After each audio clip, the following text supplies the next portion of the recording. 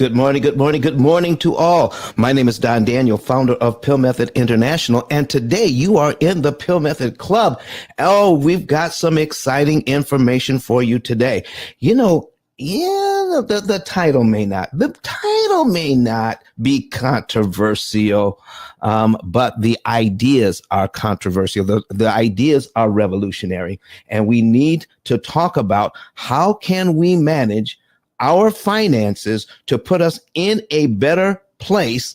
And sometimes we need just to go back to the basics, ladies and gentlemen, the basics about understanding how we work together as a family. Miss Kelly, how are you doing this morning?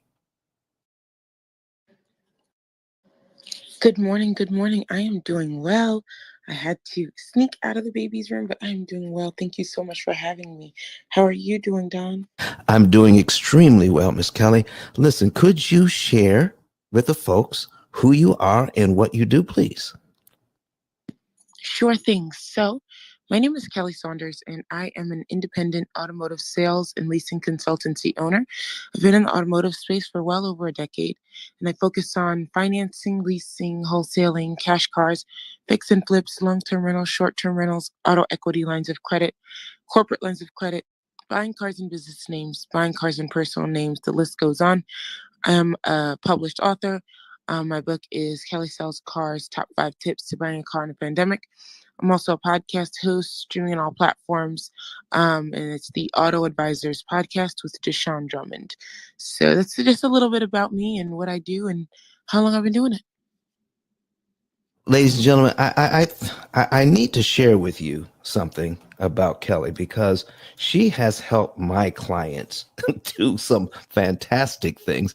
Can I tell you about a client of mine that wanted to buy a luxury SUV right here in Huntsville, Alabama?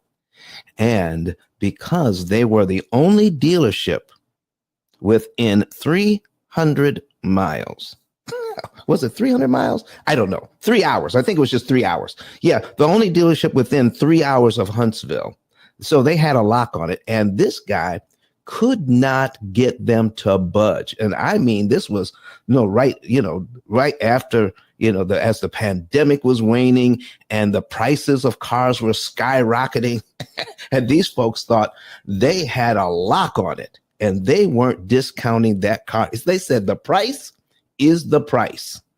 And he told me about it. What did he tell me about that for, Kelly? Then we told Kelly, and listen, Kelly came to Huntsville. Oh man, and went into that showroom. And Kelly, can you give us some insight into the kind of language you used to make a deal for my client? Can you talk to us a little bit about that? Sure thing. Our client had initially secured outside financing, but we found out that that was not the best bet for them, that actually in-house financing was going to be best. So to get the price down, I had to cross-reference and compare and contrast other Mercedes-Benz dealers, and you're right, they were outside of 3 hours. So we were in Huntsville, Alabama, and I was looking at places that were in Atlanta, Georgia, and um, Birmingham, Alabama, so on and so forth. And I had to tell the dealership, hey, listen, even though you're charging a premium of $10,000 over the course of the next 5-10 years, this vehicle is going to start depreciating when the bubble starts to soften. And so when the automotive bubble starts to soften, our mutual client at the time would be in a disposition. And essentially we'd be putting them in a really bad position, right? And you want to make sure that you earn that service business and eventually repeat sales business, because service is what actually makes money for a dealership, not sales. And so once I explained to them the entire picture, we were able to negotiate away that $10,000. So there was no markup on the car that others had to pay, that they said the price was the price too. Our client did not have to pay that $10,000 premium. Well, listen, folks, I'm going to tell you, there was a lot more that went on behind the scenes, and Kelly was using language that I never. You see, she was using terminology that I was not privy to. But when she started using that terminology, they knew that she knew what they were doing. And listen, sometimes you just need somebody to come in and talk that talk for you when you can't talk it yourself. And if you're not following Kelly, you need to follow Kelly right now. And did you know that most of us, no matter what we believe our negotiating skills are, okay, if you have been a dealer and know how a dealership operates, you can go in and negotiate at a different level than anything that you've ever read or done before, because everything the dealership knows, everything that a dealer who owns a dealership knows is not in the books you're reading. Did you hear me? It's not in there. So if you're not following Kelly, and if you don't call her in to help you to negotiate your next deal, she's going to save you way more money than you could ever save for yourself, and her fee will be well earned, because all you're going to do is pay her out of give her a small percentage of all the money she's going to save you. So follow her right now. All right. Remember her stuff. Kelly, listen, I can't even talk about what I'm talking about today, because we need to know how to get a hold of you the next time we want to negotiate the deal for our car, to our next car that we're going to buy. And also, I want to talk to you about something else, but go ahead and tell us how we can get a hold of you. And then I'm going to ask you another question. That's so sweet. So to get in touch with me, it is kellysellscars.com. That's KELLY, sellscars.com, or Kelly10K, KELLY 10K.com. Or you could always feel free to reach out to me on my Instagram, which is also Kelly Sells Cars. So definitely Kelly Sells Cars. Thanks so much. So Kelly, can we, there's an ongoing controversy between buying a car and leasing a car. But are there some real metrics that we can rely on to make sure that we know, as a consumer, which is best for me at a particular time, and with particular circumstances? Can I literally know what is best for me at this particular, with what's going on in my life? What is best, to buy or to lease? Are there metrics we can use? Oh, absolutely. One is math. I love it. One is just doing the math, right? It's um totaling up your monthly budget, right? And seeing which one fits your monthly budget best.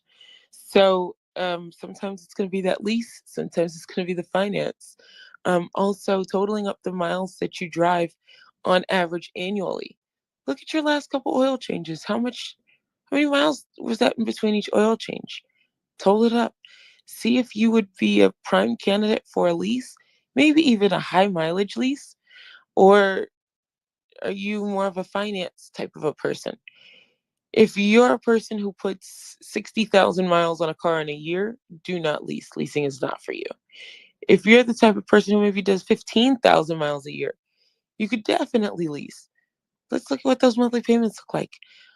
Certain insurances are included. For example, GAP on all manufacturers except for Toyota and Mazda. So there's a few things that, of course, you could do. Look at cross-reference the um, interest, right, on a finance versus the money factor on a lease. Uh-oh. So the money factor on a lease is essentially a interest rate. You just can't legally call it that. Why? Because you never own the car, and it's not for anything that's in the best interest of The bank, because the bank always owns the car. So it's called a money factor. Um, you would have to total up the value of that and see which one works best for you and your budget. Um, but also look at your family dynamics. How often does your family change cars? If it's just you, that's fine. How often do you change cars? Are you a long term hold type person? Do you keep your cars 8 years or more? Or are you a person who is always rolling over negative equity because you change cars about every 3 or 5 years?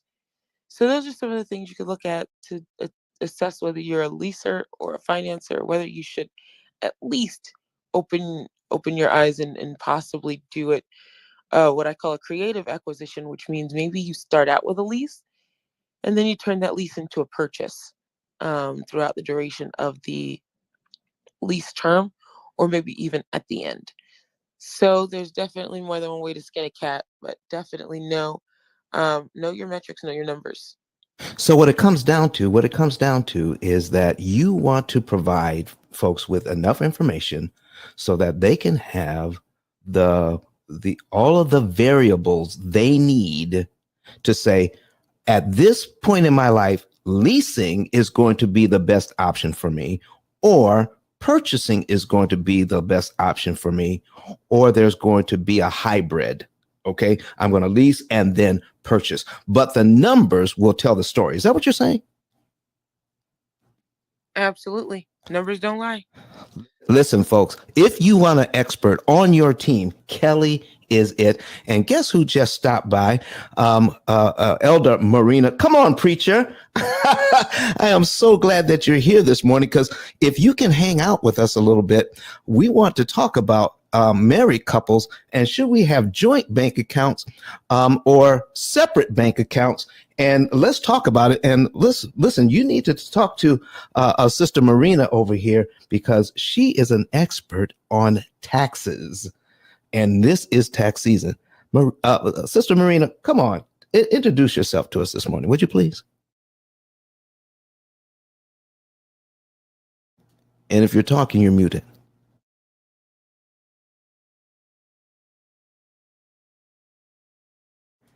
All right, well, maybe she's got a phone call or something. But anyway, folks, Marina, when you can, jump in here and give us some information that we certainly will be able to use today. But follow her as well. And if you need a tax expert, she is one that can definitely help you. So this morning, folks, this morning we're going to jump right in to what we're talking about. And if you want to, if we're going to, we may be able to put some things on the screen today, but right now, I want to have your input into this subject matter. Couples, married couples, should we have separate bank accounts or joint bank accounts? What do you think? I am so excited to hear what you all think about this. Please start sharing the room so that we can get other folks in here. And then if you're online on YouTube, Twitter, Facebook, LinkedIn this morning, go ahead and share this with your communities as well, because this is information we are going to need. What is the best way to put ourselves in a position to win in finances in our families? And one of the issues are, how do we view our finances, as separate or working together in a joint bank account, or separate bank accounts, or something in between? So, Miss Kelly, do you have a particular view on this subject? Absolutely. So, um, when my husband was alive, I'm a widow. So when my husband was alive, we had a hybrid. We had our own individual bank accounts, but then we had joint bank accounts. We had joint checking, joint savings, and we even had joint investment accounts. But then we also had separate investment accounts. There were even some stocks that we invested in jointly, and some stocks we invested in separately. Um, and we also definitely did have our own separate bank accounts as well. And our thought process behind it was just Some bills we both contribute to, but some bills, we want to show that we pay together. For example, there was a vehicle that my husband had that at the time when he acquired it, it had both of our names on it. And so we wanted the payments for that particular vehicle to come from an account that had both of our names on it. And then when it was refied, I refied it into my name only. So it no longer needed to come out of that particular account, but also it no longer had both names on it.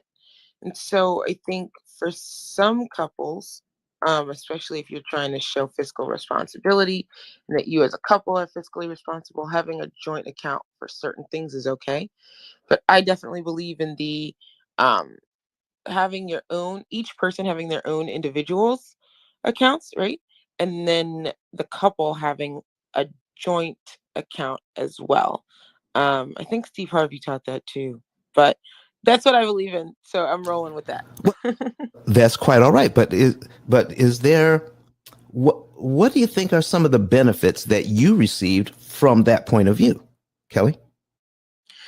Well, actually, I'll tell you this: when he was sick and he was in the hospital, he moved all of his money from his personal accounts into the joint accounts. I don't know if it's that he knew that he wasn't going to, be here very much longer, but he depleted his all of his accounts and moved them all to all the joint accounts. And so it allowed me to have access to all of the money jointly that we had, um, but also all of the money then that he had, even though I had, had his PIN numbers and things. There's certain things you want to make sure you do legally, right? And so the fact that he did that gave me access to um, all of his liquid assets. Let's put it that way. Um, and then um, when it came time to those stocks and things like that, I was actually able to get in touch with our lawyer, and they were able to add our son's name to my husband's or my late husband's account. So Mm-hmm. my son will benefit from those investments and investment accounts that my husband has. So I think there's definite pros and cons, but I think also I didn't have to ask for permission when it came to my Amazon.com habit. Uh, that came out of my own account. And so what he didn't know what didn't hurt him. And then I didn't have to worry about his habit when it came to tools and different things for cars because he was addicted to buying tools. That was his thing. So, and car parts. So there was no complaints out of me when it came to that as well. Thank you for that insight, Kelly. Listen, we're going to come back to you, but we have Rosala just came on stage. Credit Goddess, would you please introduce yourself and listen, weigh in on this subject? Couples, joint or separate bank accounts? What do you think?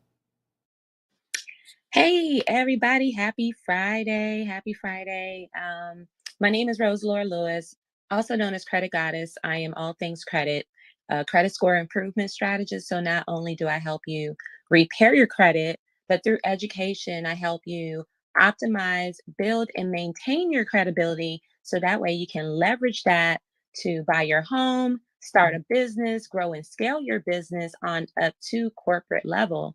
I'm also a business credit coach and a NAV business loan broker. So if you guys are looking for funding, any type of funding that the banks won't give you, I have alternative funding that you can tap into to apply towards your business, grow and scale it. Definitely tap in with me.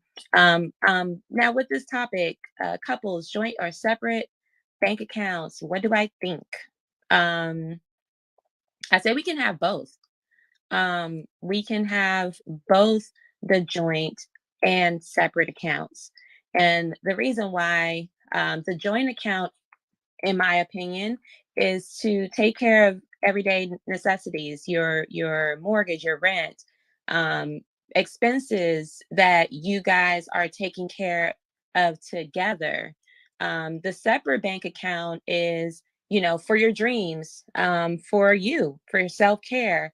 for your future as an individual. Because I feel that even though we're in a marriage, and I know that say when two people come together, they come together as one. But a lot of times we also forget about that we are individuals, and we do have our separate dreams and goals that we have for ourselves, which is okay to have, right?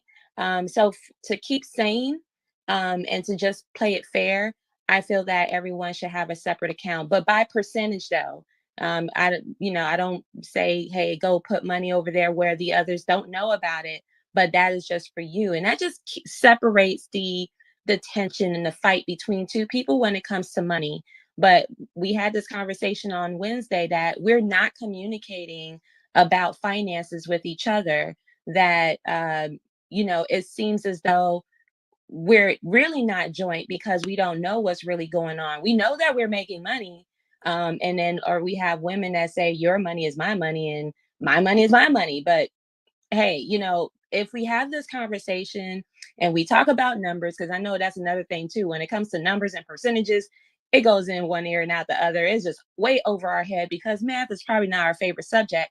But if we do take the time to bring everything to the table and then divide it according to what we have together, and then what we would like to have separately, this is where the joint and the separate bank accounts come in. But we have to bring everything to the table to divide what's ours, and then also divide what's for us individually. So that's my take on that.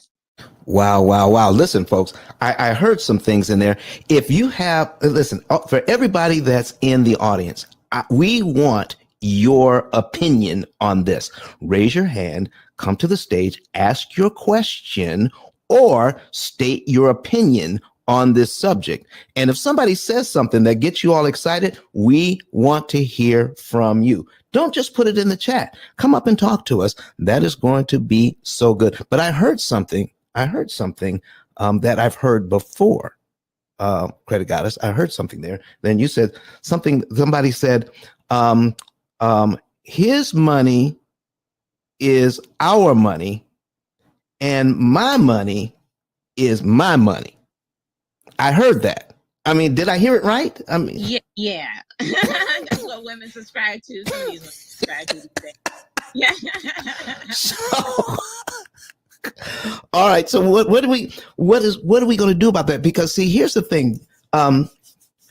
Do does anybody's listen? I talk to couples all the time, and I'm sure you do too. All right. Somebody's raising their hand. Nico wants to come to the stage. All right. So let's invite him up to speak. I've seen this before where I'm talking to couples and they want to put their best foot forward and dealing with their debt, but the husband has no idea what the wife makes, and the wife has no idea what the husband makes.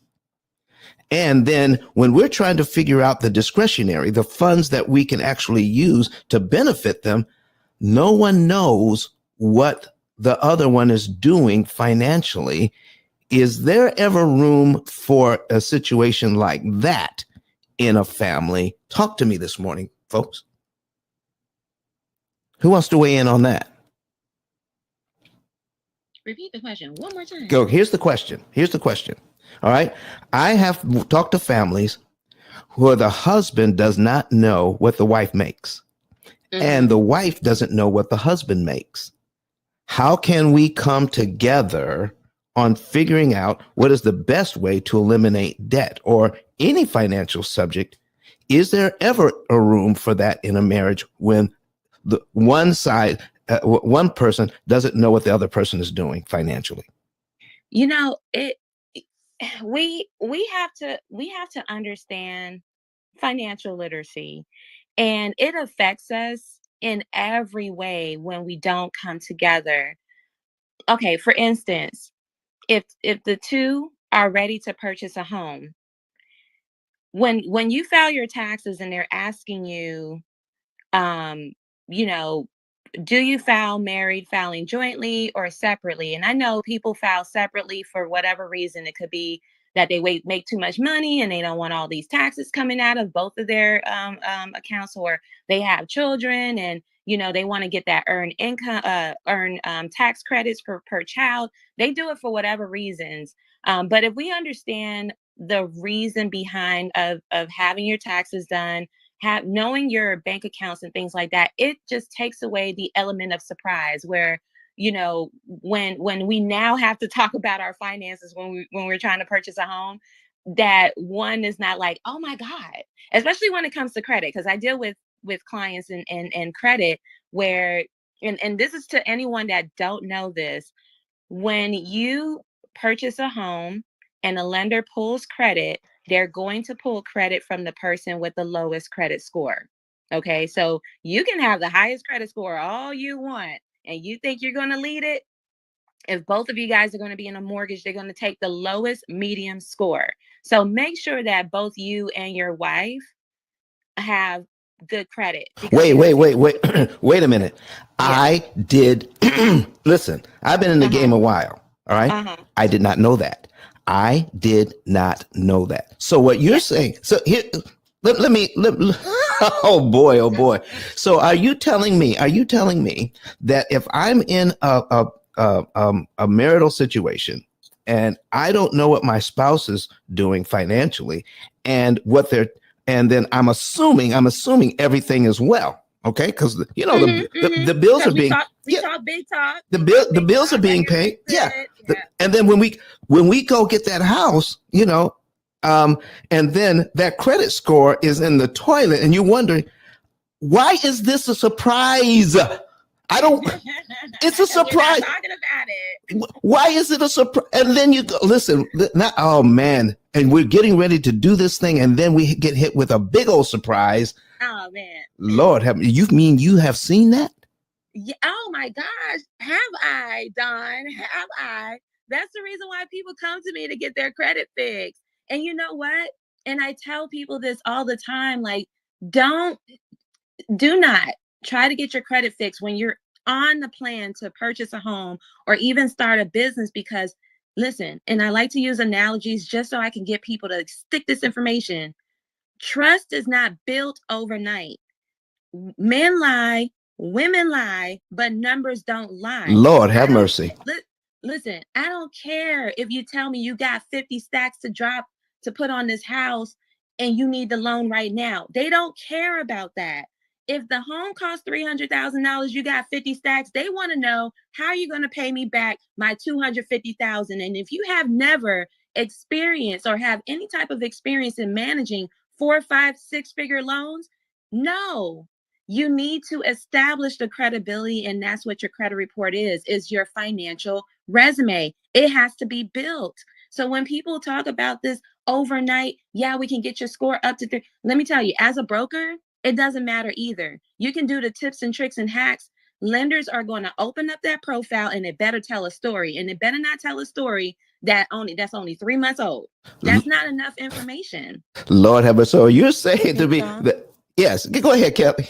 I just wanted to tap in really quickly with what Credit Goddess was saying, because honestly, I've seen that from the other side of the desk in automotive. You'd be surprised how many general managers and dealer principals and general sales managers are making $700,000 a year plus, and their credit score starts with a 6. And it's no. Yes, absolutely. And it's because they're constantly, so it's horrible. But in the car business, we're like little kids. We see new toys and then we want them. And it's like, ooh, did you see that new trade-in? Or, ooh, did you see that new car that just came in? Ooh, did you see this one? And so now you have 5 cars on your credit because your income can support those 5 cars. But now you have a commission-based person, right, who's being paid commission 700 plus thousand a year, almost $1 million a year, but they're over leveraged on the auto side. And so their credit score itself is really low, but their profile is really thick. It has everything on the profile. Wow. Or maybe they have 6 kids, and so they've co-signed for their 6 kids so that each of them can have a car at 16. Wow. But now they can't, they are looking to maybe get that forever home with their spouse, because now their 6 kids are all off to college. but those loans are still open. Those autos are still open, but they have the income to support it, right?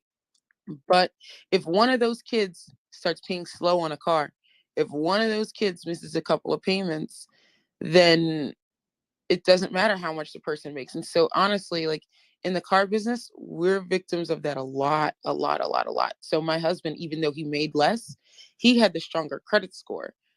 His score was in the 800s.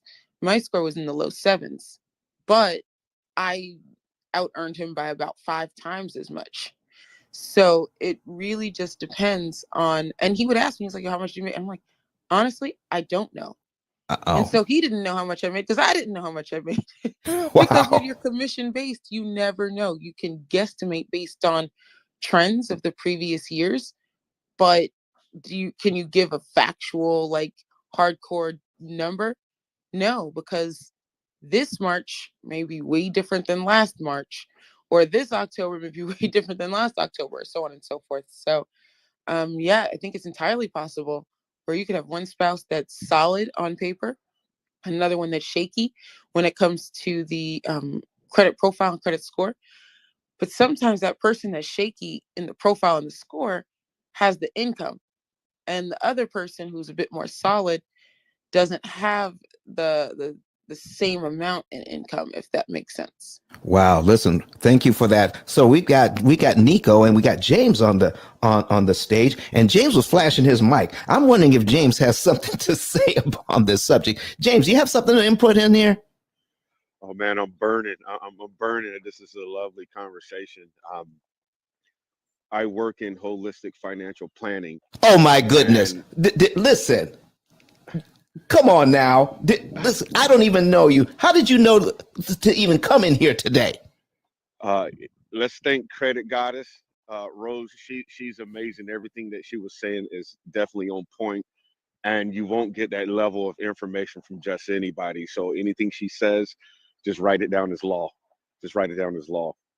Um, I'm listening and I'm thinking about my 5 appointments I had yesterday, and I'm thinking the reason why there should be some transparency with husband and wife is number one is taxes. I sat down with a couple yesterday, and the wife did not take any money and put it inside of her 403b, nothing, Okay. because she wanted to bring home more money. Guess what? That pushed them into a new tax bracket. Ooh. So they were just fine in the 18% tax bracket. They got pushed all the way to the 24% tax bracket because neither one of the husband or wife knew what the other one was making. And then tax time came, and now they owe all this money.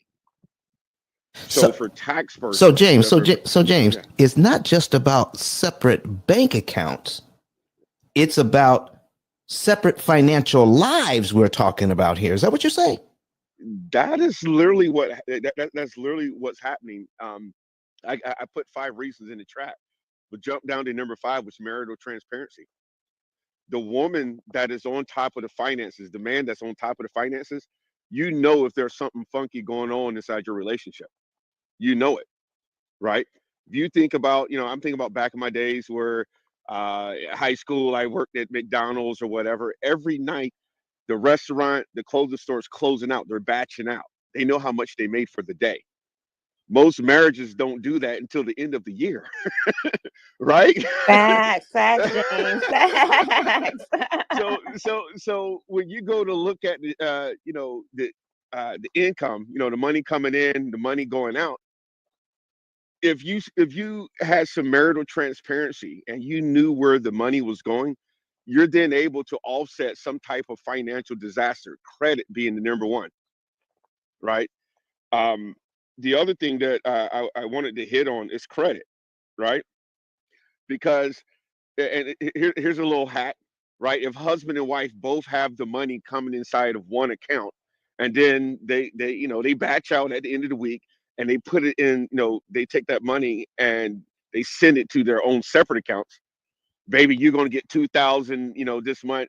Honey, you're going to get 2,000 this month. And that's all we're going to spend. Now you're budgeting properly. You're making sure that all the bills are getting paid. But more importantly, let's say you want to go, I was working with somebody yesterday. They want to get a brand new vehicle. Well, guess what? If they give the individual account, they don't make enough money on their own. Uh-huh. But if they give the joint account, they make more than enough money to get the car that they want. Let's just make sure you're able to pay that monthly note. So and even if you have a business, you take all that money and push it through the business account. They don't care where it's coming from. It just says you're making more. It just says that's the number that you're making, that your business is making. So now you qualify for more credit. So it's just savvy to be able to know what the left hand know what the right hand is doing. Here's the other one. Here's the other one. Divorce and alimony. That's big, right? So yesterday I was working with somebody. They're going through some marital issues, and he asked me. He said, "Look, uh, what's going to go on? If I move through with this and we don't work it out. First and foremost, I've been married to my wife 26 years out of high school. I'm pro marriage, but I know things tend to go sideways. So I had to break down to him. I said, look, you got a business and your wife doesn't know what you're doing. So guess what's going to happen? She's going to have an attorney. They're going to do a discovery. If you start paying your wife now, if you start making sure that you W-2 your wife or whatever, it is what it is. That's what she gets. That's her salary. And the same thing for women, right? So if there's no transparency right there with the money, you just open yourself up to so much scrutiny and so much, within discovery. And that's why Dr. Dre's wife is getting so much money in alimony because he wasn't paying her. She was taking whatever she wanted, and he didn't set her up a personal account, right? Wow. Well, Listen, James, folks. Go just ahead. really quickly, I just wanted to say when it came to the car thing, on a car loan application, it's always stated income. They don't ask for proof of your bank statements unless you are unless you're in a rebuilding credit position. So they can put down household income regardless of whether they have a joint bank account or not. Wow. Listen, That is folks. true. Absolutely. This Yeah, there you go. You know what? And to add on to that, and anyone that's listening, what she said, you can put stated income, but if you have troubled credit, then you have to show your income. Okay, this is where you hear in the commercials where it says, bad credit, no problem. Your job is your credit. Okay, so that if you guys ever hear that commercial, that's the distinctiveness of what she just said. You can put stated income if your credit is good, right? But if your credit is not so good, you have to provide some type of income to show that you can maintain whatever loan that you're going to get. And that's why your job is your credit. Okay, that's one of the 5 C's of credit, if you guys didn't know. Collateral, capacity, you have oh my gosh, I forgot the other 3 C's, but you guys know. Cash, collateral, yeah. Yeah, cash, collateral, capacity, character, and conditions. Those are the 5. Wow. Listen, folks, this is great information. I need you, please, will everybody in this room right now that's getting this great content, would you please share this out into the hallway so we can invite others in that can take advantage of this? You are in the P.I.L. Method Club this morning, and today we're talking about couples, joint, separate bank accounts, but it's getting deeper than that. If you are not a member of this club, go ahead and click on that greenhouse above our heads. Join the club. Get in here. We're bringing the heat every single day that we're in here. We're in here 3 times a week. We're in there Sunday, Wednesday, and Friday, bringing great information to all of you, and it is gratis. Oh my gosh, great information in here. And so I've got Nico on the stage, and Nico, tell us what's on your heart this morning. I'm just loving the conversation. I'm learning a lot. I want to thank you all for the knowledge that you are giving us. I know that the topic is about joint accounts and relationships, but I'm pretty sure all of us have learned some new things about credit. So yeah, I'm always here to learn. But just to answer the topic real quick, when it comes to joint accounts with my wife, I would say yes, I would definitely be for that. But I would want to have an account, separate. Just for myself and things that I want to do, just separately. I don't want all my money to kind of be policed and kind of looked at. Uh-oh, you use the word police, my brother. She used the word police for real. Maybe I should have said police. I was trying to think of a better word. I really was. I mean, that's what it is. Oh, come on, brother. Listen, come on.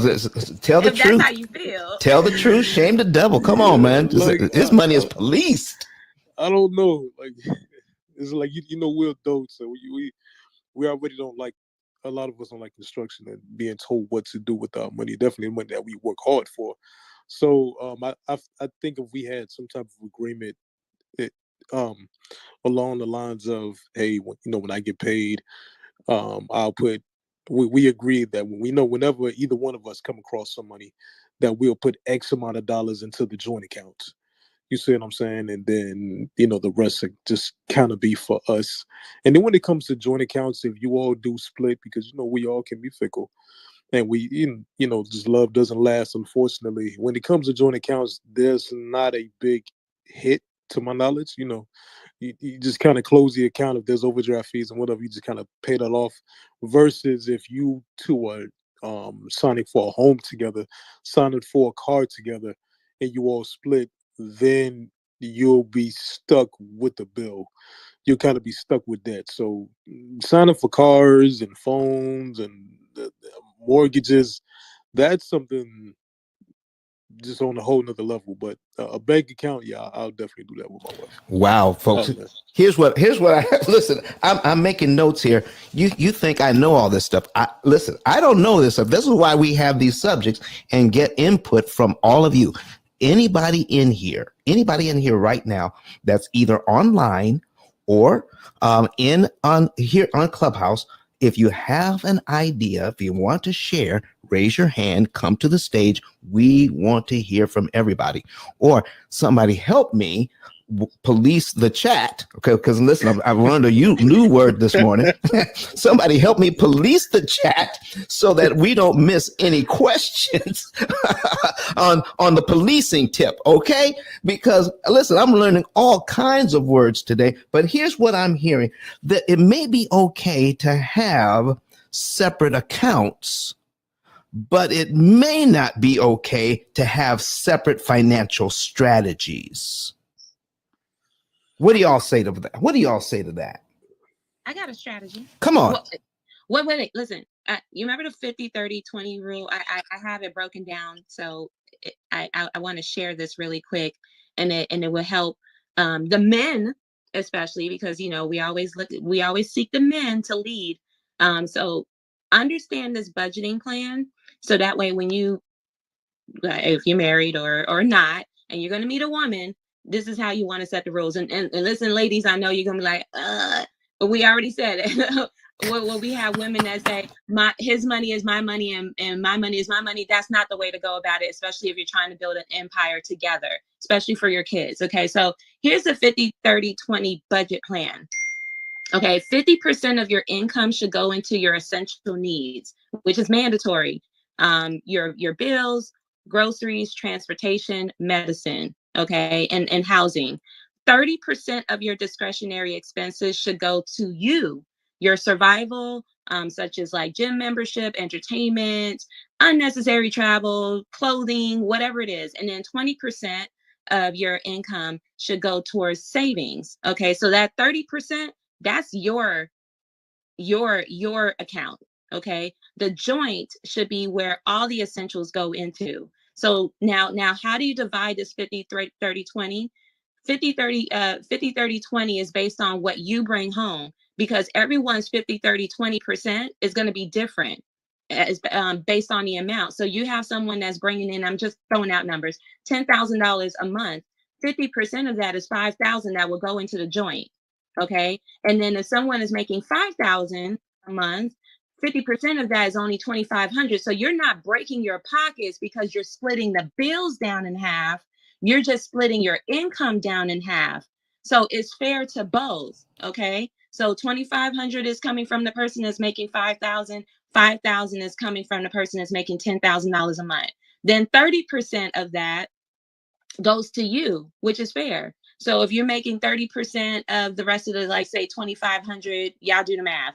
Okay, that goes to you. And then the rest of the 20%, it goes to the savings. So again, if we have this conversation and we bring everything that we're we're coming as ourselves and our values and our income to the table, and we talk about it and we split the bills. Let me tell you, this is going to be that one way to not have an argument about finances at all. Because if we think about it, the divorce rates, number one, is because people are splitting up because of money. And ladies, I'm telling you, the modern women, ladies, or however you guys call them, okay, we're not back in 1950 where, you know, men do all the work and we stay at home. We're both out here in the trenches. Okay, so we're out here making money. So if you're coming together and you're building together, you bring your money together. Okay, don't put so much pressure on the men, and I'm speaking for the men. Don't put so much pressure on the men, because they also have to fight all the other people out here in the world. As a black man, especially if we're going to talk to our brothers. Okay, so if we just come together and just throw away all the expectation that you expect from a man, and come in with the ideal of we're building together for the next generation. Because if we're talking about generational wealth doesn't start until the third generation. After you've already tried it out and then you see what works, you send it over to your next generation, which is your kids, and then your kids duplicate and they duplicate after that. So what we're doing right now is not working. And I'm telling you, with this, when it comes to finances and to take away from the stress and the tension that we have on each other, just do it this way. This is my opinion. You don't have to take it as factual, but we just need to take that little stress away when it comes to finances and come together and build together. I'm Credit Goddess. I'm done speaking. Credit Goddess, I'm not just hearing your opinion. I'm hearing a passion. I'm hearing something. Oh, listen, I'm so passionate. I'm hearing something else going on inside you this morning. All right, somebody has struck a nerve. No, listen, Don, I'm like okay, I'm not only a credit strategist, I'm also a therapist. You know how many people come to me about their money issues? I have to hear it all, Don, all of it. I have people arguing, well, couples arguing on the phone with me. But I'm going to tell you this. I love when men and women come together and learn together, instead of it just being one of the spouse. Because I get this a lot where, you know, one is on board and the other one is not on board. Right. And when that happens, the relationship, I don't know what goes on behind closed doors, but that doesn't work.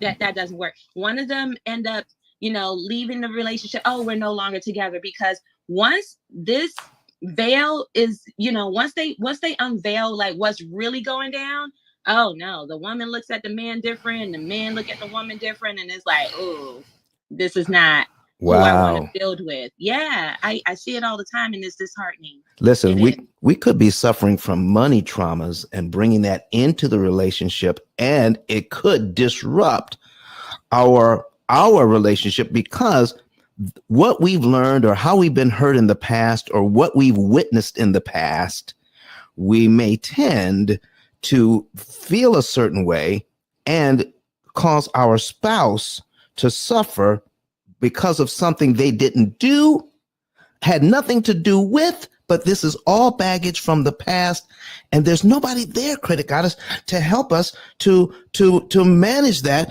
And James, is that something that you do to help people to understand? Listen, that has nothing to do with him or her. That happened back there with your mom and dad, and you're bringing it forward into your marriage. James, how do you deal with that? Exactly. Man, I love you, Rose. Credit Goddess. I'm telling you. So the deal is, to help somebody financially, you also have to, it's a therapy session, right? And you take it to the equivalence of, if you're at a dinner party and somebody says that they're an attorney, they look at you a certain way. Or if somebody says they are a pastor, they look at you a certain way. When you talk about that you deal with money, first you got to break the veil of trust, right? Because when you look at somebody's receipts, you're looking into their garbage, you're looking into their past, you're looking to who they really are. Okay. Right? And when you're looking to who they really are, where they spend their money on, I have a program, and you can attach your bank accounts in it, and it'll look at the last 2 years of where all your money is going, right? Most people can do this individually with their banks, but when you plug it into the system, it says, hey, you're spending, okay, this is how much you're spending your bills and utilities, but what is this miscellaneous right here? There's more money going to the miscellaneous. So that's when you're able to break it down, how Rose was just saying, the 50-30-20 method, right? let me get deeper, and I don't want to brush somebody wrong, but you have many people who are going to church and they say, and it's the biggest topic: do you tithe your gross or your net? Oh Lord, here we go. Here we go. And it's We funny to just me. listen. We just had that conversation in church last week. Right? But what happens? What happens if it's a household that they want to give, and maybe for a time, I don't know, y'all may want to do net instead of gross because it's not adding up. Those are the reasons why husband and wife or two mates, two people who are together, they got to figure it out. So if you have a plan that says 50, 30, 20, what I found that people just make that plan their own. They make that plan their own. So when you're talking to somebody, you really want to get down to that. What do you believe? What are your thoughts? By the way, how did you grow up? What did you see your mom and dad do with the money? Right? Okay. Were they always going out to eat? Were they always going on vacations? Or did you see mama and grandma using the coupons? Where did y'all shop? Was it always the J.C. Penney's, or did they hit the Goodwill and the Salvation Army out? Okay. Right. Okay. And now you start digging down. Okay, this is how I need to work with this client. This is what this person needs to understand. Okay, this is a book to recommend to you. Okay, you know what? You're going to have to get an extra job. I see you like to shop. I see you like to looking good. I see you want the good car. You know what? You're either going to need to cut expenses or you need more income. That's all it is at the end of the day. So James, I'm hearing that learning how to deal with money doesn't come to us naturally. It takes some work. You're going to have to learn. You're going to have to read a book. You're going to have to listen to a video. You're going to have to talk to somebody who knows some of the tools that you're talking about, so that we can understand how to communicate about money, and some tools, so that when we come to an impasse, when we come to something we don't understand, or some what's the word I'm looking for, some stress about money, are there tools that we can use to help us to relieve the stress? That's kind of what we're talking about. Oh, and I wanted to talk to the doctor before he left. Oh my goodness, I am so sorry I missed him. But anyway, I hope he can come back and talk to us.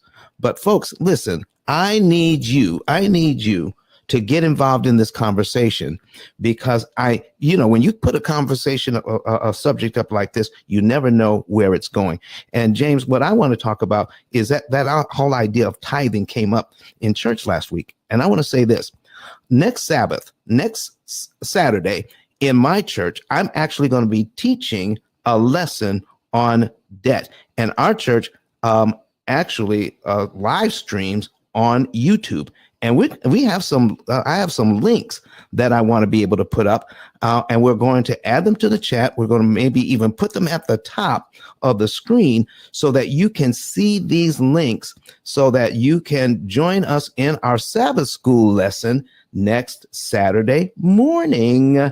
And so we're going to be teaching something on debt. And it's and you'll also get to see, we're also going to put the lesson on the screen, so that you can see the lesson as well. Our Sabbath school lesson, I'm going to post it, and my engineer Kurt is putting it on in the chat on YouTube, and then I'm going to take that information and also put it in the chat on here. And no, I can list those links. So listen, I need you all before everybody goes. All right, Kelly, thank you so much. I want everybody to know that we are going to continue this conversation next week, even at my church, because this is what we're talking about, folks. And I get to teach that lesson next Saturday morning. So I'm going to put those at the top of the screen, so that you guys can see what we're going to be talking about. But anyway, at this point, I need, if you want to talk about this, come up to the stage, raise your hand, and put in your 2 cents. So we need to communicate. Now, here's what I'm doing. You just tell me if we're going in the right direction here. All right. My wife has a bank account, and I have bank accounts. Okay. But my wife has a signature card on all of my accounts. It's my account, but she is she can sign on my account. All right. And so it's if I have a checking account, only my name appears on that checking account, but she is has a signature card on that account. So if something should happen to me, she doesn't have to go through a whole lot to access the money. James, is there room for that? Credit Goddess, is there room for that? Nico, is there room for that? I'll answer because I didn't hear anybody yet. And I'd love to hear everybody's viewpoint. But my viewpoint on that right there is there's some back ways to that, right? They can be added as a beneficiary to the account. They don't necessarily have to have access to the account. There's some accounts that you don't want them to have access to for several reasons. I won't get into that right now. I'm a big believer in making sure that your family has a trust. And I also believe that, your wife should have access to everything. I'll give two main reasons, right? Okay, Power of let's hear attorney. it. Power of attorney is really huge. I work with a lot of clients who are up in age. And when something happens to one of the spouses, or, God forbid they pass away, the other spouse needs to have immediate and direct access to all of those funds. Because at any given time, any creditor or anybody who has access to the account can just they find out that somebody's died, they can pull from that account.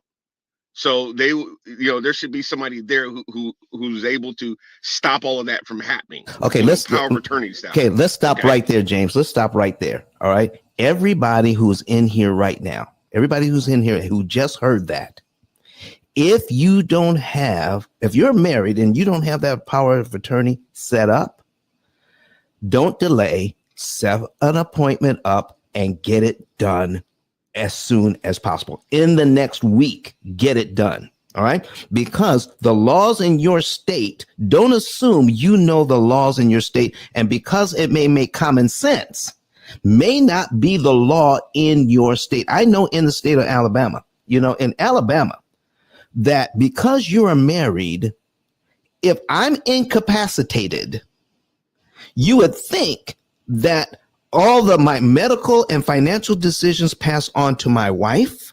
But if I don't have that set up ahead of time, my wife can't even make medical decisions for me if I'm unconscious without that piece of paper. Don't assume that the laws make sense. You need to find out what is going on. And James, you're exactly right. I didn't mean to interrupt you, but I just didn't want that to go by without people saying, yeah, that's a good idea, and then forget about it. Get it done. Well, listen, hold on. Listen, my brother, let's, I'm a big believer in making sure that you have the tools to be successful. So you can't say that you didn't have it. So the power of attorney for each state, you can download that online. Each state has them. Download online, fill it out, get it notarized. You're good to go. Just do it. Right? You can do wait. Did you say, go about that one more time? One more, because this is something I didn't know. One more time, sir. Every single state has the capability for you to go online, put in your state, and put in power of attorney. And all you have to do is go get it notarized. You can put it on file at your bank. You can put it on file at your county if your state requires it. As long as you have a copy and you're able to show that copy, you're good to go. Now, when you're doing that, the other thing that you want to do is also download your state's medical directive. The medical directive gives your spouse or whoever you want the ability to speak on your behalf in the event that you're incapacitated. Now, those two things right there, everybody needs, because if you have a life insurance policy, if you own a home, if you own a vehicle, if you have stocks, bonds, or any of those things, you have a copy of those so you can work in your loved ones. All right, you just went into the matrix, James, and so we're going to ask you to come back and repeat some of that because you can't even hear me right now. Just because. Okay, so James, you were breaking really bad. James, you were breaking up just as you were given right after the medical directive, and we need to hear that. Let's see if you've got better reception now.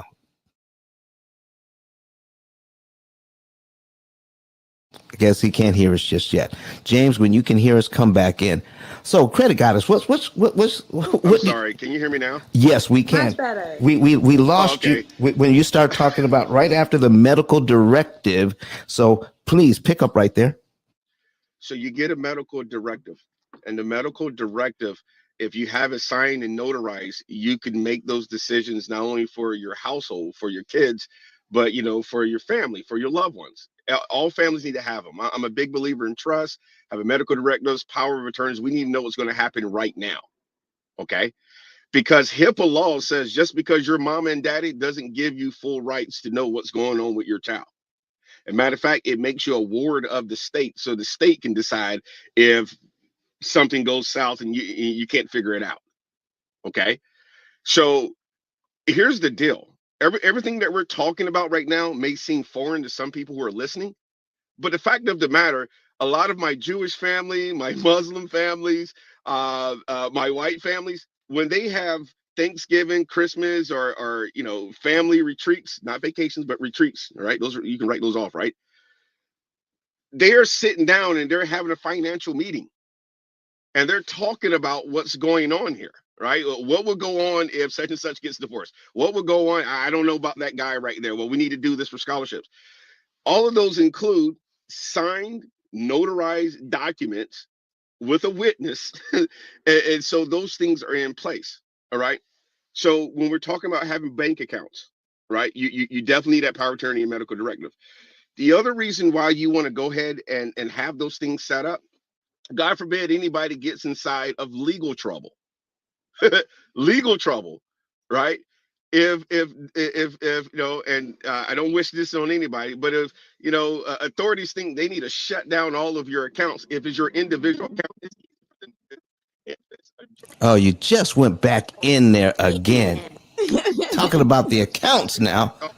I know. We can't hear you, man. We can't hear you.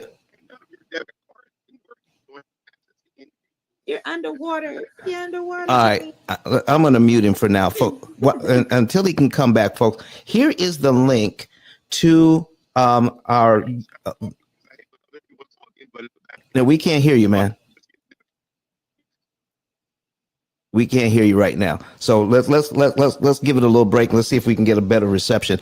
Right now, at the top of the screen, you'll see a link to our church's YouTube channel. I'm going to be teaching on some of these subjects in Sabbath school next week. Our Sabbath school starts at 10 a.m. Saturday morning Central Time. And I'm going to be teaching on this subject, putting information on the screen. So you want to copy that link. And we're going to put a separate link to the actual lesson that we're going to be teaching as well. And so I'm going to put that up, and in a few minutes, I'm going to put that in the chat. So listen, Credit Goddess, I see, listen, you put in a heart up there. Do you have something to say until James can get back? You know what? After listening to James speak, I was like, wow, you know what? This brought everything into full circle. I sit in some of these relationship rooms, and you have half the audience that will say marriage is a business, and the other half would say marriage is love. Okay. It's both. If you love that person, you want to build with that person, you see a life with that person, great. That is the foundation. But at the same time, it is a business. Like James was saying, that with all of the other communities, when they have retreats, and if you guys don't know what a retreat is when it comes to business, you can write that off on your taxes. Not for pleasure, for business. Retreat. Your family is a business. You come together. I understand now when they say your last name is everything, right?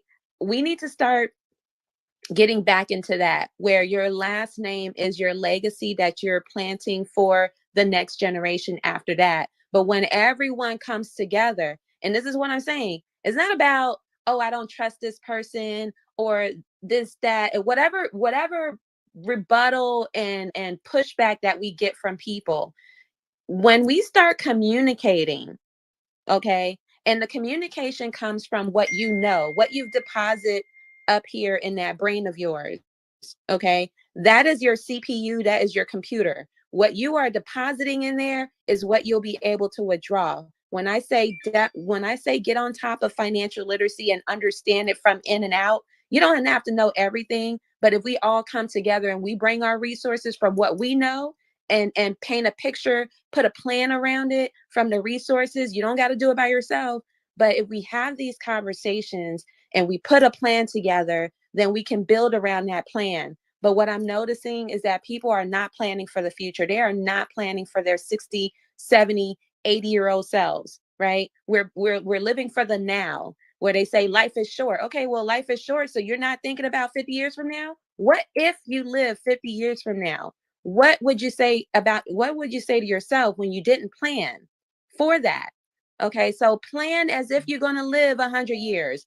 Okay, not even you living 100 years, but your offsprings are going to live for that 100 years. Okay, so if we're adding that, and I'm not talking about as far as years, but you're extending that knowledge out 100 years from now between you and the next generation. So we have to start thinking as a family, as a business, family business. That power of attorney that James was talking about is so important, right? You don't want the state to take over. The state would take over if you didn't put anything in place. They'll consider you as a minor that, that needs a little bit of help, and that's when the state come in. But if you as a business, you as a family business have set these parameters together or in order, then you won't need the state to come in. You have power of attorney to take over. But this is where the conversation comes in. And I'm gonna say this. I had a client that needed funding, and I referred him out to my CPA because he had a business, and I'm like, okay, well, you need to talk to the CPA about how to get this all structured. And he's getting married. And so the amount of money that he made, we told them that if you just come together with your significant other, having her in the operating agreement to handle the finances and things like that, then you can put her in the payroll. He was like, I don't want to add her on there. I'm like, why not? I don't know. And I can tell just by him responding, he just don't trust her like that.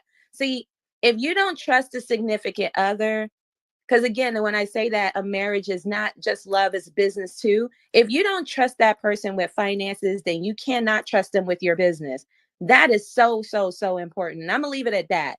It's a business, you guys, and you have to come together when it comes to your finances because the next generation is depending on that.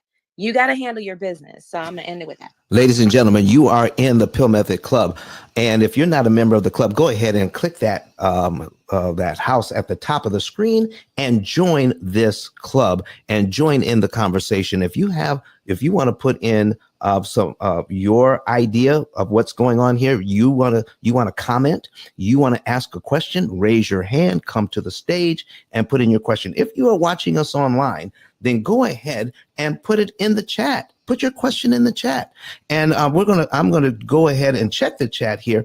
But we put at the top of the screen the link that for our YouTube channel at my church. I'm going to be on next Saturday morning teaching on the subject of debt.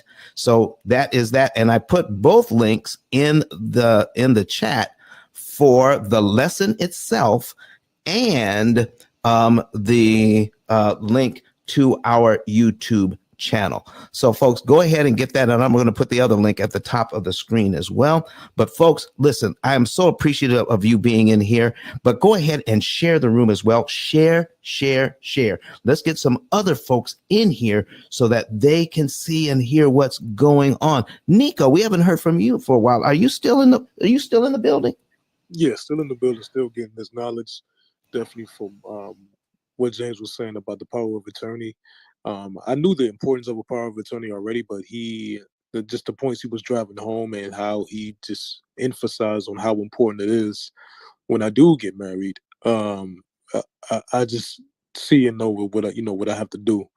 when it comes to that. And to answer your question about the signature card that your wife has, should you do that? So kind of piggybacking off of what credit credit goddess says, like if I feel like if you're married to someone, and if I'm not mistaken, you are married to her, then yes, by all means, she should have I don't see an issue with her having a signature card that's attached to your accounts, because again, there's no way I'm marrying someone if I don't trust her financially. If I don't trust her across the board, we're not getting married. Period. I still may date you, but I won't dare marry you. Ah, And yeah, if I don't trust you across the board. And I know when I was dating someone, and I made the joke to her. I was laughing, but serious. I said, "Baby, you a whole nother bill." You see what I'm saying? Because she did need a lot of financial help. She was working and whatnot, and she was financially responsible for the most part, but she still just needed a lot of help. So I kind of found myself, when I got paid, put money to the side because I already know she was gonna need my assistance financially, and I thought real hard. I didn't do it, and I'm kind of glad I didn't. But I thought real hard about getting her, like, if not helping her get a credit card, like a Capital One card, kind of putting her on my account, because again, I know how it is to ask someone, definitely your spouse, for money. So in my head, I'm thinking, okay, so instead of her asking or implying or hinting around for money when she needs it, she could just go ahead and swipe the card. You see what I'm saying? I definitely wouldn't recommend that for people that's just dating and in a relationship. Again, that's why I didn't do it. But if you're married, then by all means do it. Because again, you're supposed to trust your wife's supposed to trust you across the board. So yeah, I'll land right there, Salvos. wow. Thank you very much for that, Nico. Listen, You're if welcome. folks, if you have something you want to put in on this conversation, raise your hand, come to the stage. We want to hear from you. Listen, go ahead and PTR, folks, pull to refresh, and you'll also see that I've posted the link to the actual lesson, the Sabbath school lesson that we're actually going to be using next Saturday morning to go over the subject of debt. Oh man, from the Bible perspective. Can you imagine? Listen, we hear from all sorts of perspectives, but we don't want to leave the Bible out. So this is one opportunity for us to hear different perspectives on the subject of debt. Now, when we're talking about husband and wife coming together financially, folks, here is something I want to get clarity on. So, my wife or my husband, so you got, your wife or your husband, all right, has a particular view of finances, and here's their view. And I want to know if you've heard this before. Okay. This is my bill. This is your bill. You pay this bill. I pay that bill. Okay. And that's how there's their approach to finances. Your bill, my bill. So we just split up the bills. Is there room for that particular idea in the marriage? And have you heard about that? And if you have, what's been the result? All right, folks, come on, panel. Talk to me. Um, that's fine. That's fine with me. That's fine with you. Yeah, yeah. I've been with my partner for, oh shoot, is it going on 17 years? 17 years. And I'm gonna tell you, What? Wait a minute. 17 years? Are you kidding yeah, me? That yeah. that, that would that would make you've been together since like 10, age 10. I can't even count back. I lost count. Listen, But no, but go ahead, credit goddess.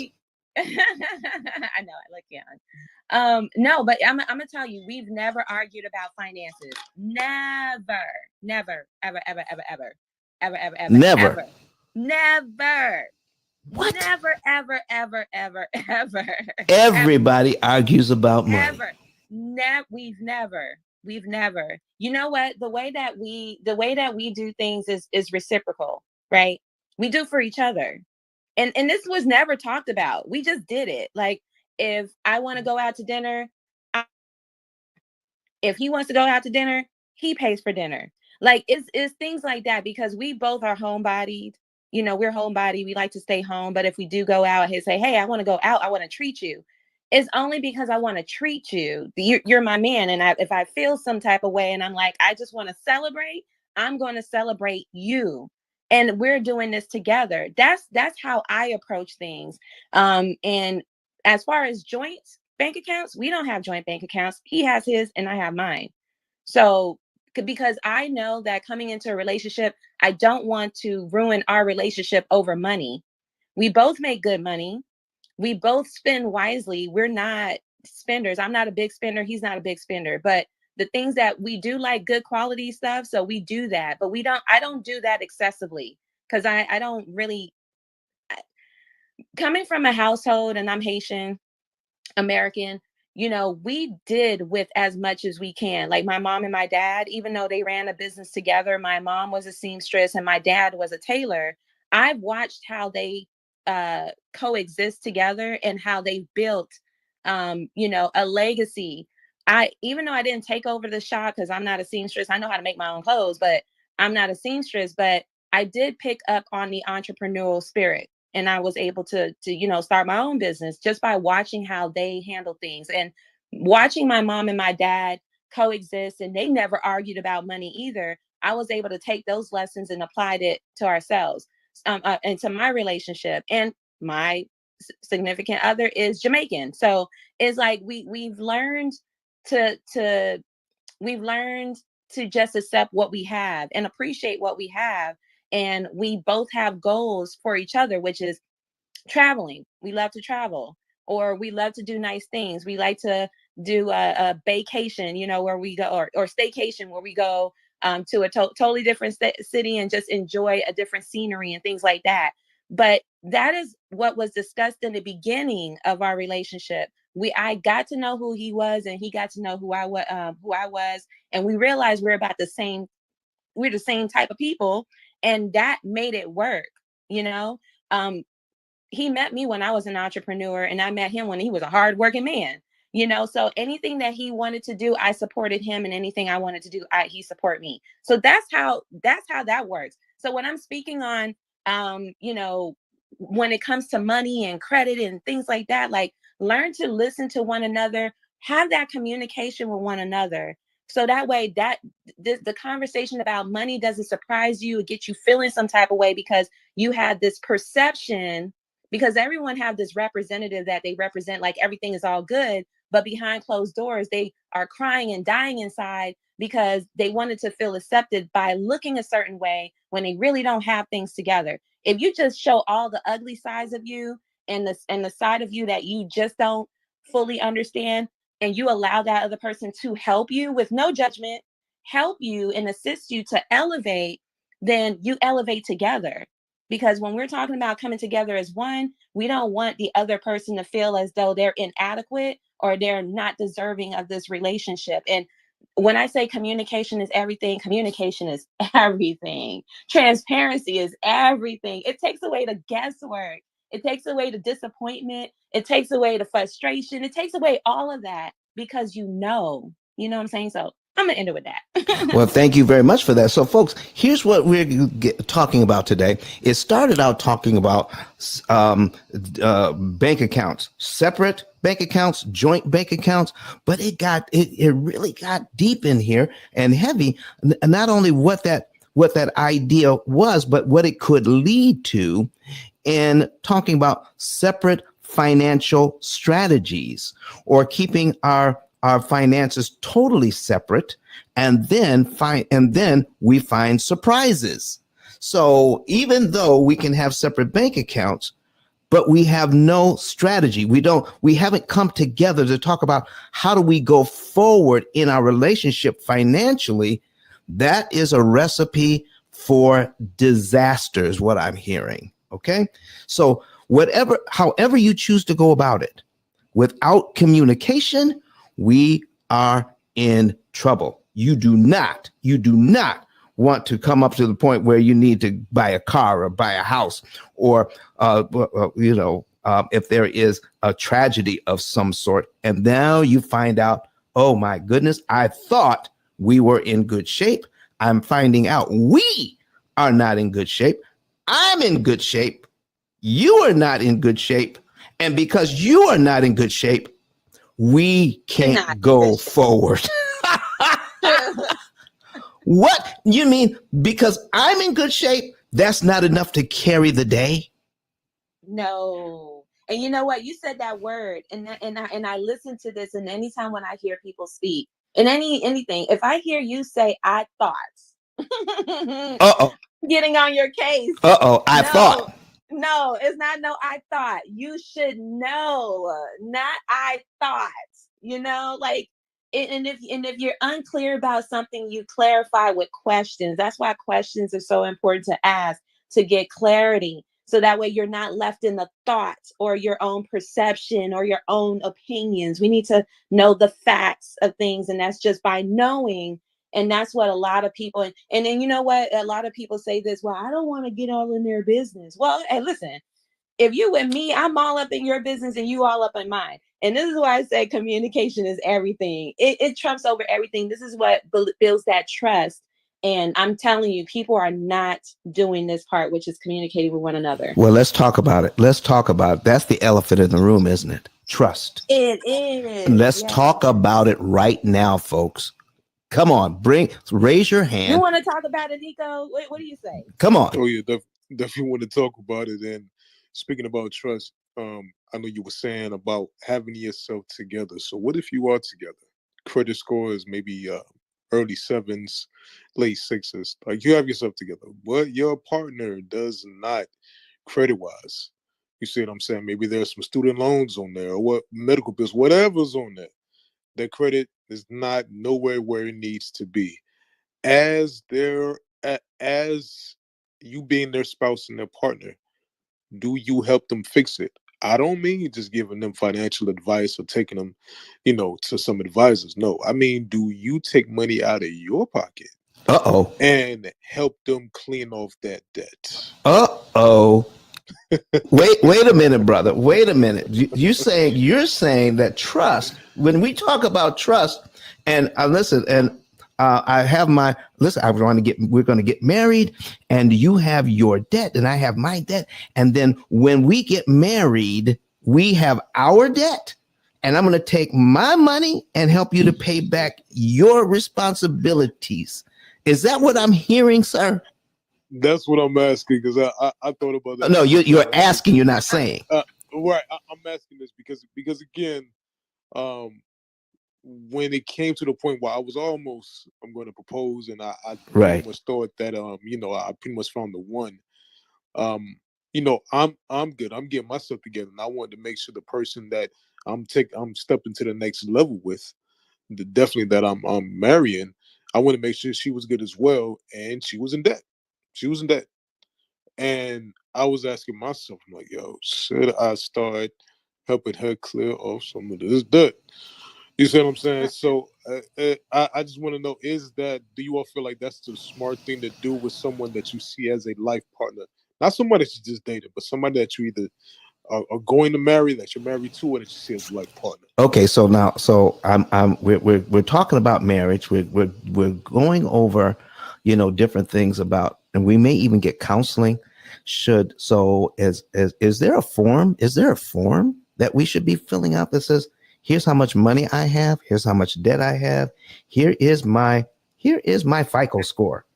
Is credit goddess? Is that going too far? Oh, you mean that we should fill out a form before we get married? That we should ask those questions. Listen. It's right on the form. Listen, there's a marriage license. Do you think that should be part of the license? FICO score, money in the bank, debt that you have. I mean, listen. No. Okay, talk to me. Okay, so your debt is debt, her debt is her debt. Okay, so you remember I mentioned the 50, 30, 20? That 20% is paying off your debts. Okay, now, if you're asking, should you? Now, as a man, as a leader, if you have a plan on how you guys are going to come together to build this empire, whether you want to get into real estate, you want to start a business, and say that her debt, because if you're going to both be on the business and both put your name on a dotted line to get that particular loan, yes, the process of wondering, what were we talking about? Our capacity. Our capacity is one's capital, our assets that we're bringing to the table. If her debt is pushing you guys above the debt to income ratio, then this is where you come in, Nico, and say, you know what? I have a couple of extra dollars here and there. Let me go ahead and pay down your debt because we're trying to get this loan together to build our business. Now, if you guys are not in a rush to do all that, you can help her. Now, you having your income together, you have a budget, you have good credit, you can teach her that. You don't have to pay her debts, but teach her how to pay it on your own, because if in case you're no longer here, how is she going to maintain it? If you guys build an empire together, how is she going to maintain it if you didn't teach her those skills that she never knew? Right? So you, as a man that have the skill set, you can pass this on or teach your significant other how to get to your level, because we're not out here trying to be unequally yoked. Okay, so we all got to be on the same level. So you got to teach her that about finances. Finances is important. You got to teach her the importance of it and how it's going to affect you as you guys are moving forward. If you have a plan in place to build together, you have to teach her these things, because if you don't give a reason, they always going to give you their reason as to why not. So always have a reason. Go ahead. Okay, so Sorry. listen, I got Mason on the stage, and I just checked out his Instagram, and Mason looks like you were recently married. Is am I getting the right message there? No, actually, I'm about to get married in September. So, what you were just talking about, that's exactly what me and my fiance are going through right now. She doesn't really have that history of credit or anything, and we're trying to buy a house and have that house ready to go, so we have somewhere to come home to after our honeymoon. So, like my credit, I've been building since I was 16. I've got that credit line. So right now, like our pre-approval for a mortgage, like it's just coming straight off of my income, coming straight off of what I make. Because if I add her onto the pre-approval, then it kind of brings that down. So Oh, that's where I'm trying to coach her and teach her, okay, this is what you need to do, this is what you don't need to do. Because like at one point my credit was down because I made some mistakes here and there with credit, and I finally over the years have built that back up to where I've gotten comfortable with where my credit's at to be able to buy a home. It has kind of helped. My mom is actually a real estate agent, so that's helped with being able to have another mentor slash coach to be able to coach that credit back up and get us to where we need to be. And that's like the big thing is just having a home to come home to after we get married, because I'm not trying to live with my in-laws forever. So so Mason, you said since the age of 16. How in the world yes. are you getting that kind of information at 16, and who did it come from? It started off, so my mom's been a real estate agent slash mortgage loan officer since I was very little. So that's where she's kind of coached me and my siblings up ever since we were small, like little. And so I actually started my own business when I was 15. I started mowing lawns, went in, gathered up money for mowing lawns, built my own trailer, ended up buying my own equipment. And then eventually I sold that company off. And now I used part of that to actually go to college and get my degree. Wait So a now I minute. use, Wait a minute. You started a company, mowing lawns, bought equipment, gathered up customers, and then sold it and used that money to help pay for college. yes. Wow. And your parents started teaching you this at a very young age. So Yes. so now, are you saying that because you've learned this and your fiance, you're willing to carry that idea on and teach her some of the things that you've learned? That's exactly, like it's like her parents didn't really have that mindset to set her up for that. Her father owns his own business, but much it's kind of just been like she hasn't really carried a job. So I finally got her to where like you have to have a job and have that proof of income to be able to go in, and that's what's the kind of weird thing about today's society is if you work for yourself, it's kind of weird how it all works, but like they won't give you a pre-approval or any mortgage if you don't have any kind of track history for all that stuff. Wow. So what you're saying is that since you already know that, the time to put in to get a house is before your lives become one, and use your credit score, your history to establish the house, and then work together as a married couple to bring yourselves up together financially. Is that what I'm hearing? Yeah, so that's after we got engaged, we actually go to premarital counseling, and that's part of what our counseling stuff is to talk about financial stuff and how we need to set it up and work together on paying debts off, building up our payments and everything else, and trying to get our money together because that makes our lives easier. That reduces the stress on our relationship. It kind of helps out with all of that. So Mason, if there are going to be children in your future, all right, and you came up one way, your wife comes up another way about, finances and teaching the kids, how are you, have you talked about how that might carry over to any eventual children that you may be blessed with? Yeah, so we've kind of talked about that as like how do we want to go about raising our kids, and how are we going to coach them and teach them as they get older. I know we've got a long time before that, but we've already started talking about it. Is like that's one thing that we want to come together, and if we don't agree on something, we compromise, and that's just something that we have started talking about. Wow. So do you mind if you don't have to say, and if you tell me that Don, that's not this is none of your business, I'll be okay with that. But do you mind telling us how old you are?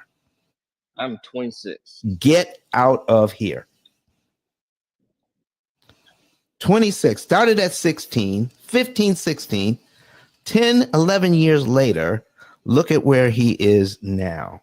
So listen, based on the limited number of years you've been on the planet, Mason, what if I didn't get? What if I'm 26 or 36 and I'm just now coming to get this information? What would you suggest to me? Is it too late for me to learn any of this? No, it's never too late. So the big thing that we've kind of talked about too is if you do have debt, like say you have 5 credit cards that you just have used and weren't very responsible with them, the biggest thing that I've learned is go and make the minimum payments on all of them except one card, and that one card that is the lowest balance that you hold, go and pay that card off and then move into the next 4 cards. Go and make all the lowest payments, make the minimum payment. You're going to accrue the interest over time, but you're paying each card off each time, and that's helped a ton with debt, getting rid of all that. That was where I kind of had made a mistake. I had 3 credit cards which I've only got still those 3. They all hold a 0 balance until I pay for some gas or something. But go in, make the minimum payments on 2 of those cards, pay what you can. Don't get yourself in a bind, but pay what you can to start paying off that lowest card. And it goes a whole lot quicker than you think. Mason, listen. We have a whole system here where we help people to pay off all of their debt, their mortgages, their student loans, their credit cards, everything in about 7 to 9 years. And I see that very, very often, especially if people have more than one credit card. They pay more than the minimum on all 5. And what you're saying is that just spreads yourselves too thin. Yep. And we tell the same thing. So instead of trying to pay more than the minimum on all 5, pick one and then focus on that one. And then you are right. You would be surprised how fast that goes. And we actually have an AI system, Mason, that helps you to figure out, tells you, here's what you need to do. Here's how you need to take care of that. Here is the way to go. Put this much money in this month on that day of the month. And here's how much interest you're going to save because of it. And the AI system does all of the math and gives you all of the prompts here at the P.I.L.L Method. But listen, you have learned a lot in the time that you've been on this planet, and your parents, and you should be very proud that you have such a knowledge of finance. Credit Goddess, what do you think about that? Coming up here at this age, learning all of this at that age, and then wait a minute. Do you think it's a form of child abuse to make a kid go out and work? Oh no, no, not at all. What? No, not at all. Well, you know what? Because my family lineage is from the islands. Listen, we are working at 6 years old. Okay. You know, and I'm not talking about like going out to work, but doing chores and just learning responsibilities of our own. And as we get older, we start taking on more responsibilities. So that way we become self-sufficient. So not heavy tasks, but I mean, I've seen kids working at 6 years old, around the house. And then once we start working out in the community, by the time we've already developed, like, hey, I can do this. I can work for somebody else. And we want to work at 13 and make our own money. So it has taught us to be, to be that. No, I don't see anything wrong with that. It's just we just become hardworking people. Like Mason, just listening to him, I'm like, wow. You started really early. I'm impressed. impressed. They want to work that hard. I'm Yeah. impressed. Hey, listen, folks, we're going to be back here on actually on Sunday, and when we're talking this Sunday, we're going to have a master class on interest cancellation and debt reduction. A whole master class on interest cancellation and debt reduction, and taking the money that used to go to interest on how to build wealth with that money. A whole master class, 2 hours of master class on this Sunday at 9:30 a.m. Eastern time. 8:30 a.m. Central time is when we start the P.I.L.L Method interest cancellation masterclass. This will be our very first masterclass.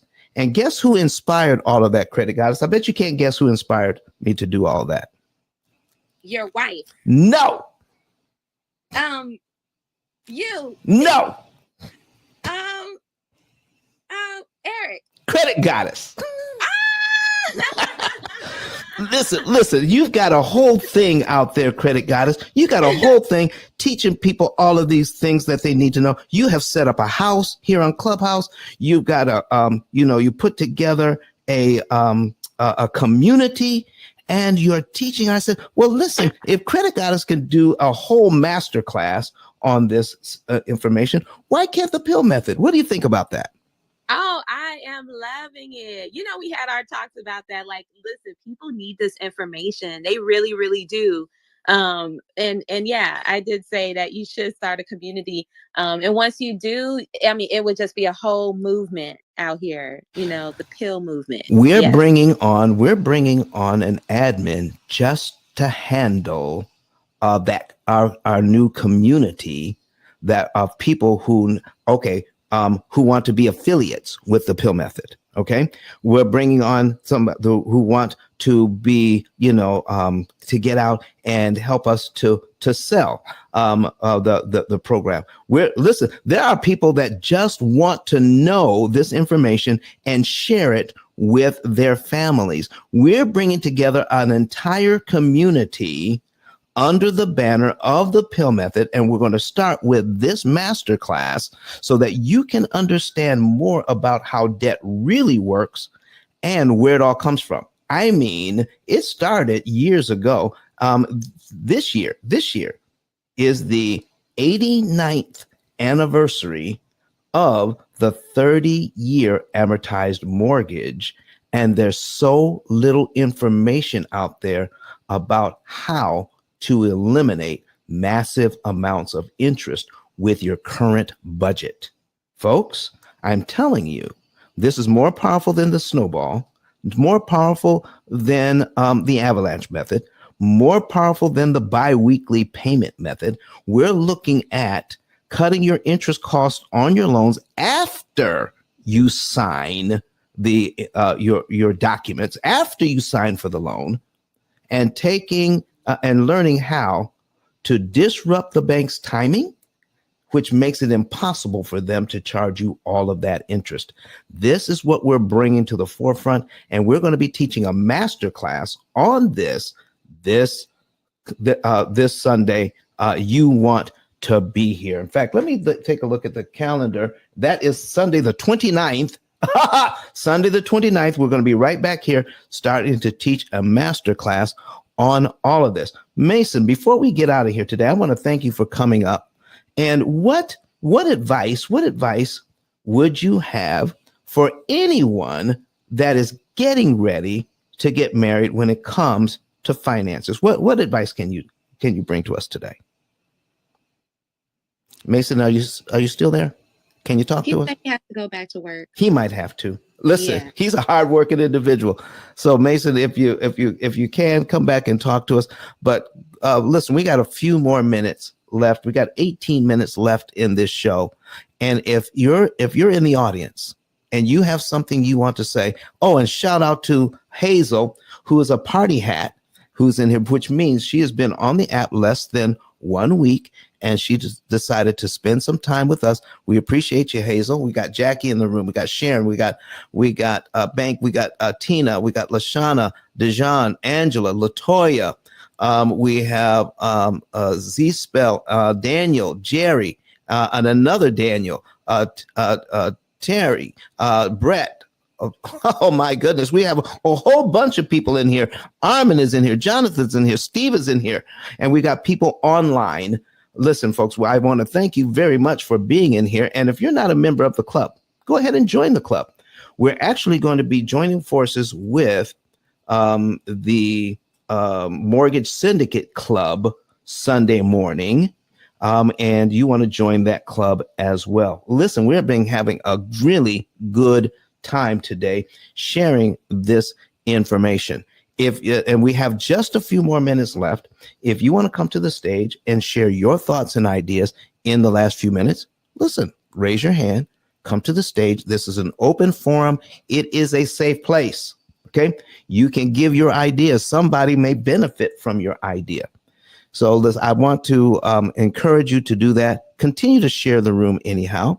But thank you very much for being here. But I would like to know, where are all of you from? Go ahead and put it in the chat. Where are you from? Z-Spell says she was at work. Thank you for being here. I'm checking in the back channel here. Thanks for letting me speak. Mason said, it says, we'll check in on Sunday. Oh, he says he's got to go to work. All right. Thank you, sir. Appreciate you. All right. And Daniel said it was so worth it. William Bush says, great conversation and topics.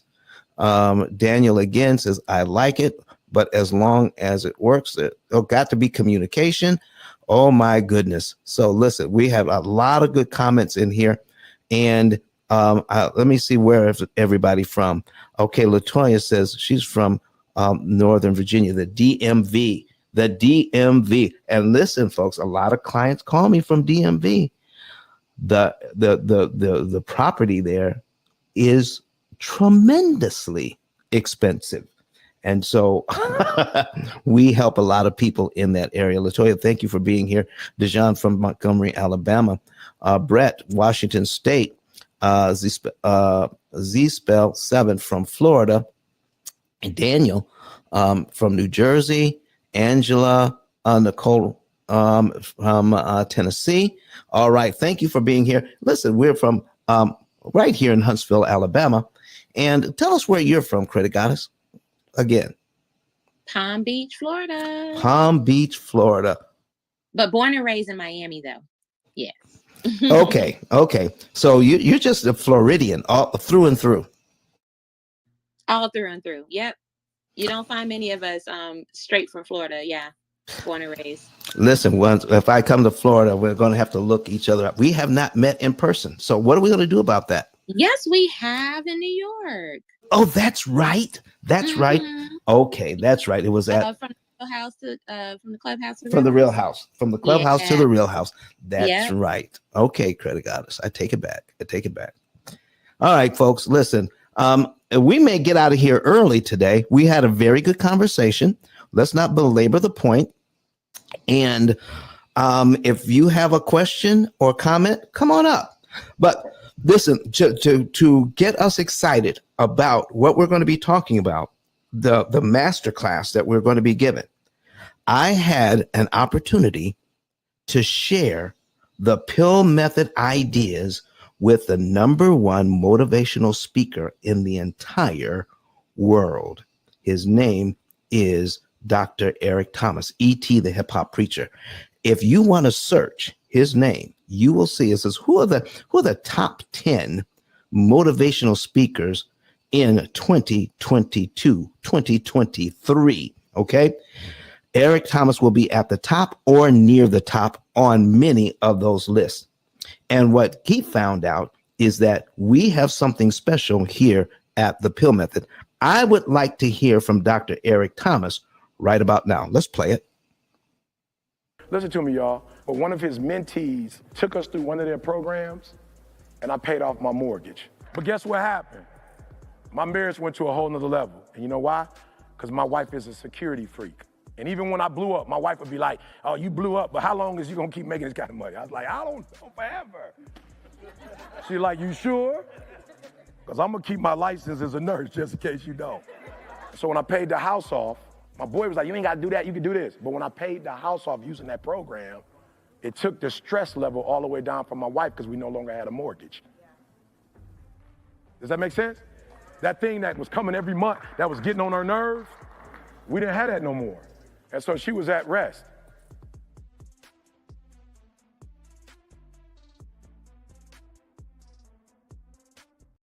Some of you are very familiar with the fact that we focus on helping people to manage their debt more efficiently, cutting interest costs by 75 to 80%, and therefore paying off all debt, mortgages, student loans, credit cards, everything in an average of 7 to 9 years.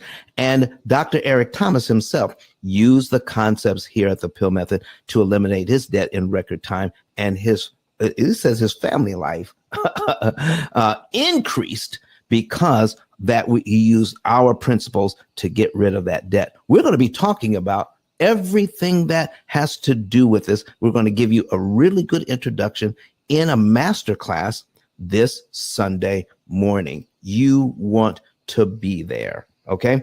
And just so that you can know, if you want to get the textbook for all of this, there's only one book that talks about what we're talking about, and that is the P.I.L.L method, A Better Way to Eliminate Debt. Out of 33 million titles on Amazon, only one book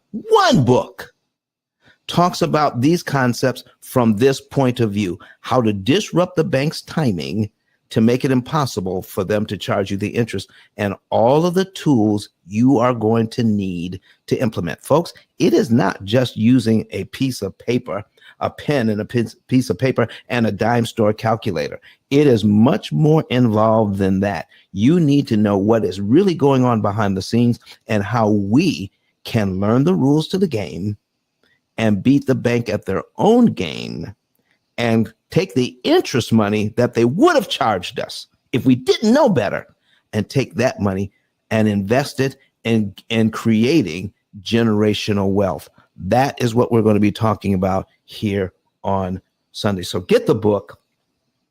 And then if you already have been here before, and you are ready to see how you can pay off your debt and know the month, day, and year you can be debt free, even before you close on your loan, oh my goodness, you can know the month, day, and year you could be debt free. And all you have to do is click on the link above and find that button that says get a savings and earnings report. Get your savings and earnings report done and know the month, day, and year you can be debt free and how much interest you can save, and go through the process of learning how to cancel interest. How to cancel interest. We're going to have a whole masterclass on it this Sunday. Do not miss it. So, Credit Goddess, all right, go ahead and will you please do an outro here? Tell us what you're going to be doing in the near future, and give us a last and final word this morning. Absolutely. I tremendously love this conversation today. We should have more of this. Relationship rooms always bring people together. And learning from other people's perspective is the goal, so that way we can take that back into our relationship and apply it. So I appreciate those of you guys that tune in today, especially the men. Did you notice that there were more men in this room than women? I did. John? I did. Yeah, that's awesome. So yeah, men, you guys are leaders. So take this information and apply it into your marriage, so we can reduce the divorce rate. And then also trust, love the people that you trust, or trust the people that you love, or just build relationship out of trust. But communication is where it starts. Anyway, hey everyone. If any of you guys are interested in my services, whether it's credit repair, credit building, business credit establishments, if you guys are looking for funding, when I say I'm all things credit, lenders love working with me because I understand their product, and I understand, based on the questions that I ask you, what's the best loan product for you in your stage of establishing or starting your business. I understand what it is that you need to be in position. What I find a lot is that a lot of people tend to choose the wrong type of loan, that when they have to get out of it, you're not in the best position to do so, which is why I say you got to learn this financial literacy. You have to understand how it all works. So that way, one, we can set aside those fears, because I know a lot of times you guys are afraid to borrow or afraid to use credit because you're trying to figure out how you're going to pay it back, or you don't want to get into debt. Whatever that issue is, we have to really, really dig deep inside and ask ourselves, why aren't we leveraging other people's money? And it's not about, and I hear this all the time, I don't want to owe anybody. Well, we always gonna owe. The question is, are you in the position to pay back? Because it's either you're going to save all the money to buy it full outright, or you're going to get into your dreams right now and pay it back later as you go. But that comes with a solid plan, which is why a plan is always important, because if you fail to plan, you plan to fail. Point blank period. There's no deviation around it. So if you guys are in need of this type of service, and real talk, because I have real talks with my clients, don't just offer the service. I'm going to have real talks with you. So that way we can get you onto that next goal. Because I'm a visionary. I see based on your skill sets and your passion. If I hear it, I'll help you along the way. So that's the type of conversations you need to have, because you don't have that type of support. I'm your girl. Definitely reach out to me. The number is in my bio, where you can send your name and email address, and let's have that talk. 2023 is all about execution. All right. And come into these rooms and learn from other people's perspective, get some resources, start applying it, because we need to be able to sustain ourselves during this recession. And I don't want to hear any of you guys failing during this time, because millionaires are made during a recession. So let's get at it. Let's get our credit together. Let's tap into these funding options that are out here, and let's build. I'm Credit Goddess. I'm done speaking, and I'll see you guys on Sunday. Thank you very much, Credit Goddess. My name is Don Daniel, founder of P.I.L.L Method International, a better way to eliminate debt. And for 17 years, we've been teaching this methodology, how to beat the bank at their own game, how to cut your interest cost on the loans, not the interest rate, but the interest cost. And there's a vast difference. So we're going to be talking about that difference this Sunday in our master class. And so you want to know about the difference between cost and rate. You want to know how an amortization schedule actually works. You want to know whether you should buy down your interest rate, or if you should you get a 30-year loan or a 15-year loan? You want to know all of these things. We're not going to teach you tips and tricks. We're going to talk to you about the principles of the math behind amortization and how the banks make all of that money, and how our AI system takes control of your finances, and our AI system beats the bank's computers at their own game so that you can pay less interest. Learn about it, not only how it works, but why it works. We're going to be talking about that this Sunday. So I want to thank you, all of you, for being here today. It was a great conversation. I want to thank Credit Goddess for being here. And I want to thank our engineer, Kirk Nugent, for being in the background, keeping everything running. And we're so thankful to have him on our team. So listen, folks, I'm going to mention this one more time. In the chat, I have two links in there. One is our lesson for our Sabbath school lesson on the 4th of February. All right, on the 4th of February, we have that we're going to be talking about, and the link to our YouTube channel for church. I'm going to be teaching that lesson on Saturday the 4th from our church, and we're going to be talking about debt from that perspective. It is going to be on fire. I guarantee it. So I want to thank everybody for being here with us today.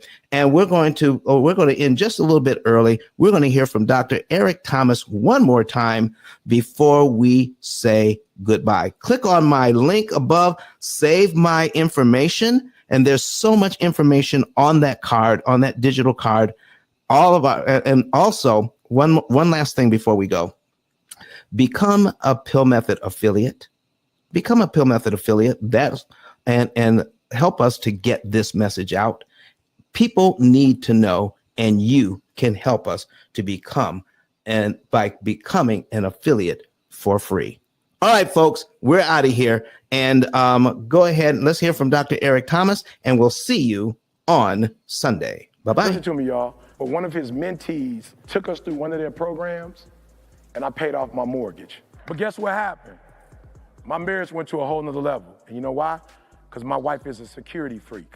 And even when I blew up, my wife would be like, oh, you blew up, but how long is you gonna keep making this kind of money? I was like, I don't know, forever. She's like, you sure? Because I'm gonna keep my license as a nurse just in case you don't. So when I paid the house off, my boy was like, you ain't gotta do that, you can do this. But when I paid the house off using that program, it took the stress level all the way down for my wife because we no longer had a mortgage. Does that make sense? That thing that was coming every month, that was getting on her nerves, we didn't have that no more. And so she was at rest.